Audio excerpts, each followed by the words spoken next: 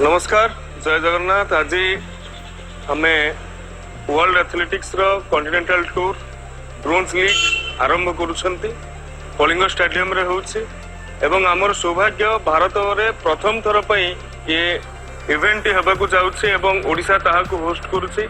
Kalinga stadium रे आमे host करुछंती संध्या 5टा बेलू सबुतक इवेंट आरंभ हो जीव 17टी देशर पाखापाखि 160 रु अधिक एथलेट्स माने आसिछंती।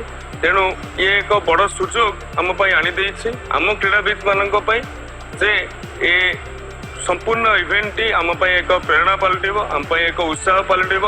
ता सहित ये कार्यक्रम टी ये इवेंट को सुंदर भाव में संपादन कले आमे भी आहुरी आगुकू यार जो ऊपर स्तर जो कार्यक्रम गुड़ा रहिला इवेंट गुड़ा रहिला ताकू मध्य करबा पई आमे तार व्यवस्था करि परिबा। तेणु समस्त को मोर अनुरोध रहिबो आपण माने आसंतु निश्चित भाव में एठी उपस्थित रहिकी कलिंग स्टेडियम रे जो क्रीड़ाविद माने आसिछंती समस्त को उत्साहित करंतु। विशेषकर 90 रु अधिक भारतीय एथलेट माने एथिरे भाग नउछंती।